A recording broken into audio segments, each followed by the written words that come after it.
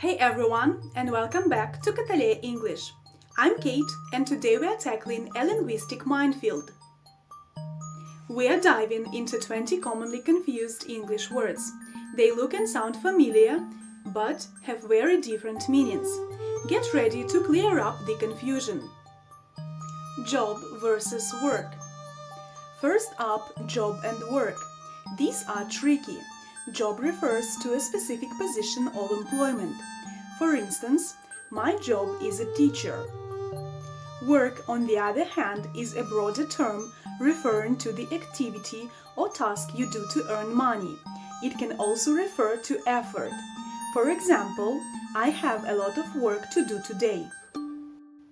Receipt versus recipe. Next, receipt and recipe. A receipt is a piece of paper that shows you paid for something. In particular, here's your receipt for your purchase. A recipe is a set of instructions for making food. As an example, I'm following this recipe to bake a cake. Moral versus morale. Now let's look at moral and morale. Moral refers to principles concerning the distinction between right and wrong behavior. It's a personal code of conduct. Consider, it's important to have strong morals. Morale is the confidence, enthusiasm, and discipline of a person or group at a particular time. For instance, the team's morale is high after winning the game. History versus story. History and story. Simple but confusing. History is the study of past events. For illustration, I love learning about ancient history. A story is a narrative, either true or fictional, that tells about a series of events.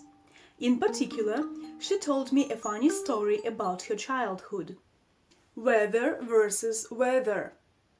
Weather refers to the state of the atmosphere, like rain, sunshine, or wind. A case in point is, the weather is beautiful today. Weather is a conjunction used to express a doubt or choice between alternatives.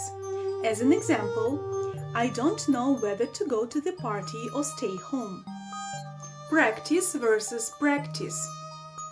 Practice and practice. This one depends on where you live. In American English, practice with C is used for both the noun and the verb. Consider, I need to practice the piano. It's a verb. Piano practice is important. It's a noun.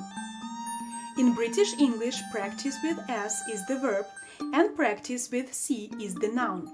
So it's really easy. Stationery versus stationery. These are easy to mix up in writing. Stationary with A means not moving.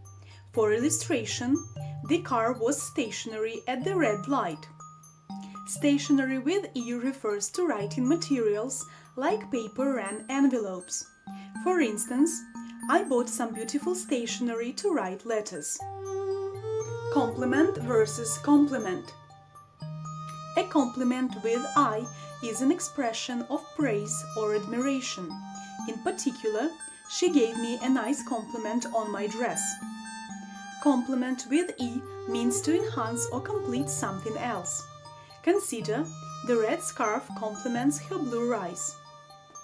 Desert versus dessert. Pay attention to the spelling. A desert is a hot, dry area of land. A case in point is, the Sahara Desert is very large. Dessert is a sweet course eaten at the end of a meal. For example, my favorite dessert is a chocolate cake. Quiet versus quiet. Quiet means making little or no noise. For instance, please be quiet in the library. Quiet is an adverb that means to a degree or rather. As an example, I'm quite tired after a long day. And that's it. We have tackled 20 tricky English words. I hope this video cleared up some confusion for you.